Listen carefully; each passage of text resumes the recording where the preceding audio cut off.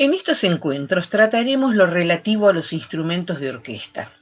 Sin dudas que es un tema ya visto desde otras asignaturas en las que han sido descriptos, reconocidos por sus timbres y agrupados por familias conforme más de un criterio: su material de construcción, el elemento que genera el sonido, el modo de producción del sonido, etc. Aquí volveremos a hablar de ellos, pero esta vez será en relación a cómo se vinculan con los recursos del lenguaje musical, su notación y la partitura. Partiendo de algunas premisas y convenciones, está acordado que los sonidos graves se ubican espacialmente, sea abajo, sea a la izquierda.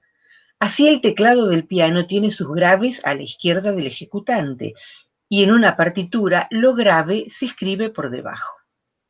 Este principio rige tanto para un instrumento solo, aquí una pieza de guitarra y a su lado otra para piano, como para grupos de cámara u orquestales. No hay impedimentos que inhiban la formación de grupos de instrumentos a gusto e inspiración de los compositores. Algunas de las combinaciones camarísticas más celebradas y sostenidas a través del tiempo podrían ser el cuarteto de cuerdas, el quinteto de vientos, y estos a su vez han contado a veces con la participación del piano o el agregado de otros instrumentos.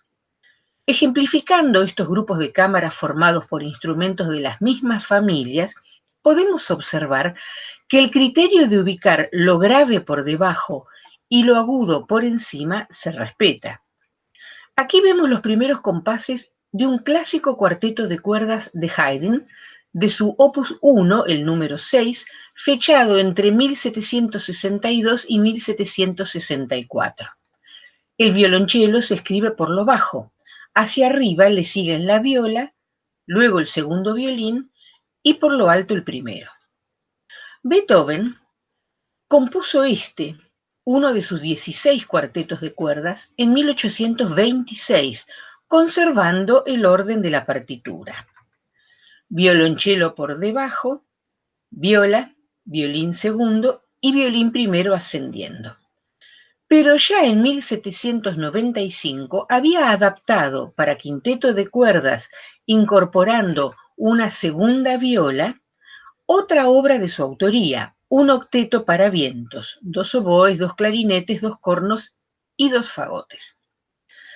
En 1819, Schubert escribió su quinteto opus 114, La Trucha, para un violín, viola, violonchelo, contrabajo y piano. Fallecido en 1829, compone un año antes la que sería una de sus últimas obras, el quinteto opus 163, en do mayor, pero para otra formación instrumental: 2 violines, viola y 2 violonchelos.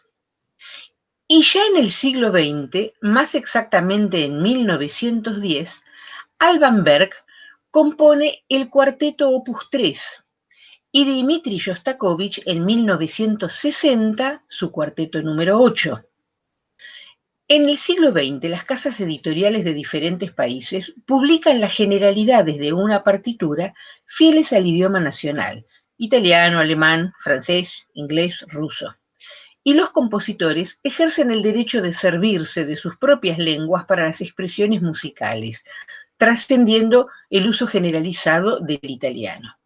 Así el austríaco Alban Berg combina en su partitura Geige, Bratsche, los términos alemanes para violín y viola, las indicaciones langsam, etwas rascheres, lento y algo más rápido, junto a las convencionales italianas, poco ritardando, tempo primo y a tempo. Sin embargo, se sigue respetando en la partitura la distribución clásica, los instrumentos más graves abajo y de allí hacia arriba de graves a agudos. Cuando las partes escritas para cada voz de un cuarteto de cuerdas están pensadas para ser ejecutadas por más de un intérprete y la voz grave reforzada por el contrabajo, se está ante una orquesta de cuerdas. Es el paso entre la música de cámara y la música sinfónica, con la superación que implica de los límites de la sonoridad y de la ampliación de las posibilidades polifónicas. A veces son los mismos autores quienes desarrollan, desde lo que se originó como una obra de cámara, la versión orquestal.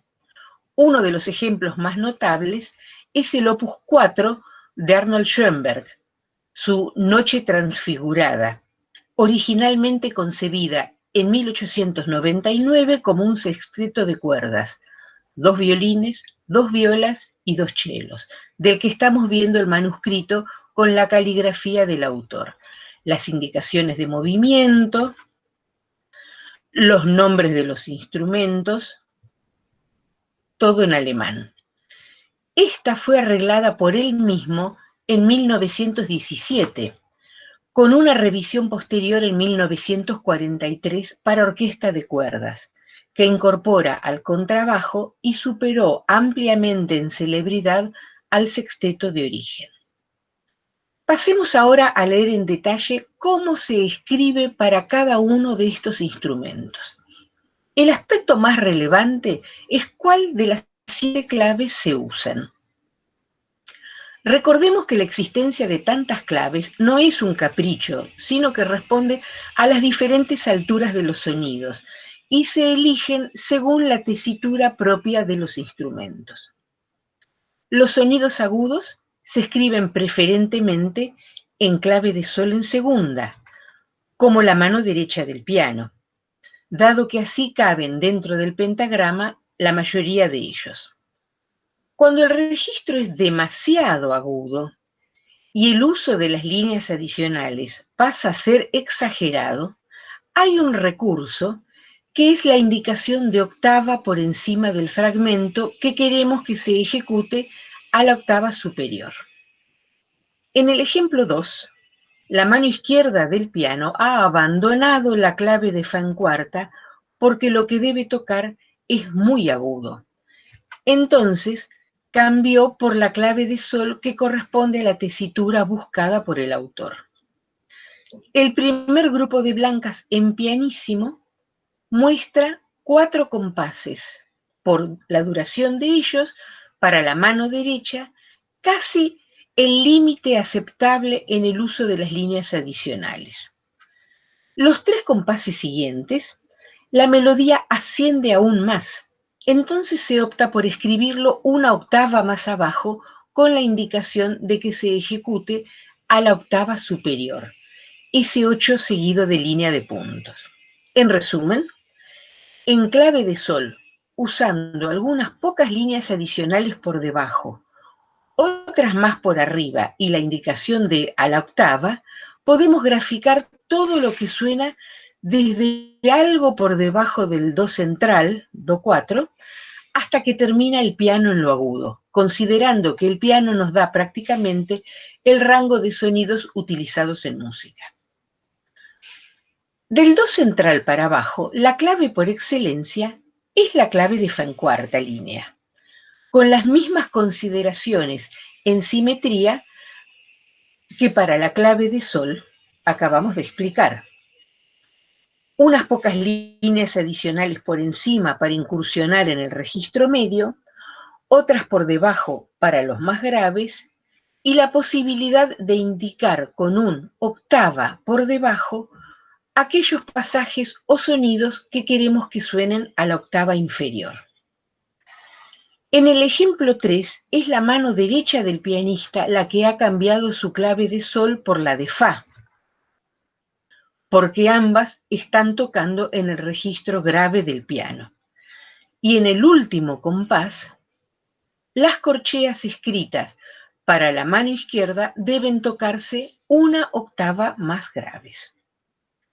La complicación surge cuando nos encontramos con instrumentos que se manejan en la zona media o con otros que tienen un gran rango melódico y dan tanto sonidos graves como agudos. El caso del piano, que necesita 2 claves permanentemente. Es allí cuando debemos hacer uso de las otras claves.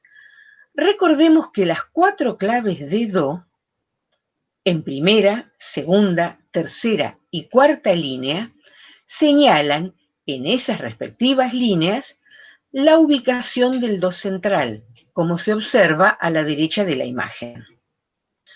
Es por esta razón, para priorizar la escritura dentro del pentagrama y escatimar las líneas adicionales que son complejas de leer y, retrotrayéndonos en el tiempo, eran trabajosas de escribir cuando la música la volcaban al papel los copistas y no una imprenta, que hay instrumentos que siguen escribiéndose en claves que no son ni sol ni fa. Algunos también se permiten, por la misma razón, cambiar la clave. Lo vimos en los ejemplos del piano, conforme el registro se vaya modificando. Entonces, volviendo a la formación clásica del cuarteto de cuerdas, los violines, que son los más agudos, usan la clave de sol. Y sus 4 cuerdas se afinan de grave a agudo, sol, re, la, mi. En los ejemplos que observan, el rango melódico del violín es amplio y hace uso de las líneas adicionales. Pocas, 2 nada más para los graves que no van más allá del sol, y a veces el eufemismo de escribir el fa doble sostenido. Pero muchas más por encima, como en los ejemplos de Dvorak, el scherzo de su serenata para cuerdas, y Bartók en la sonata para violín y piano. Los violonchelos leen en fa en cuarta mayoritariamente. Sus cuerdas al aire son do, sol, re, la. Pero como tienen una importante extensión, cambian a do en cuarta y, de ser necesario, a sol. Observemos en este fragmento de Tchaikovsky que comienza en clave de fa y a los pocos compases cambia a do en cuarta. Casi no hay líneas adicionales, así lo escribió el autor. Ahora comparemos cómo se vería de haber conservado la clave de fa. De no ser así, a partir del cuarto compás en adelante no habría habido una nota escrita dentro del pentagrama, justo desde donde se indica la clave de tenor. Este otro ejemplo de Benjamin Britten es excepcionalmente extremo, considerando que no es una parte solista, sino para toda la fila de chelos de una orquesta. En el segundo compás se pasa de la clave de do a la clave de sol. Y comparando con la hipotética versión equivalente en clave de fa, el uso de la clave de sol resulta claramente imprescindible. Las violas son el perfecto ejemplo de un instrumento que se ubica en una tesitura media. Su afinación es igual a la del violonchelo, pero una octava más aguda. Y aparece el problema de cuál clave usar, porque cuarta y tercera cuerdas podrían escribirse en clave de fa, y las 2 más agudas en clave de sol. Pero si se usara solo la clave de fa, la región aguda quedaría escrita toda con líneas adicionales. Y de usarse la clave de sol, pasaría lo mismo con los sonidos graves. La respuesta al dilema es hacer uso de una clave en la que el sonido más grave se ubique lo más cerca posible del pentagrama, y ella es la clave de do en tercera. Sin embargo, el registro más agudo, como se observa en el primer ejemplo, segundo pentagrama, muchas veces necesita ser escrito en clave de sol. Y nos queda el contrabajo. Es más grave aún que el violonchelo, por lo tanto usa la clave de fa en cuarta. Y como el violonchelo, si usa el registro agudo, comparte con este las claves de tenor, do en cuarta, y la de soprano, sol en segunda. Se afina por cuartas justas, no por quintas como los anteriores. En la orquesta, el contrabajo tanto puede leer de una parte propia y exclusiva como compartir la particella con los violonchelos, doblando por efecto a la octava inferior la parte de los chelos, como en esta escena de Rigoletto, ópera de Verdi del año 1851.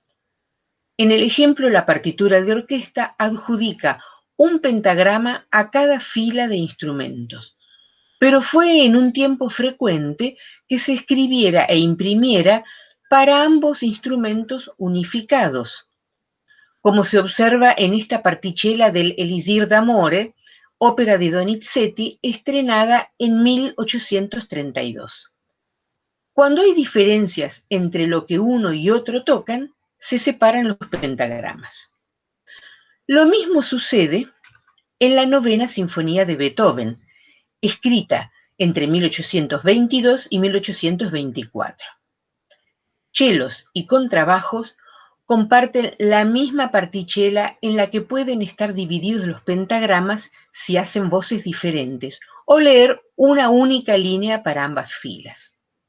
Imposible nombrar esta obra maestra, declarada Patrimonio de la Humanidad en 2002, sin ilustrar la relación entre las dos voces más graves de la familia de cuerdas con el celebérrimo Himno a la Alegría de su último movimiento. El Allegro assai se inicia con la suave sonoridad del tema que presentan chelos y bajos. Ahora un comentario adeudado. En cierto modo, el contrabajo tiene un aspecto transpositor, porque lo que se lee en clave de fa, en verdad, suena una octava por debajo. Así que el tema del citado último movimiento de la novena sinfonía de Beethoven da por resultado no el unísono, sino la melodía octavada, algo semejante a cuando en el piano la mano izquierda, el bajo, se refuerza tocándose en octavas.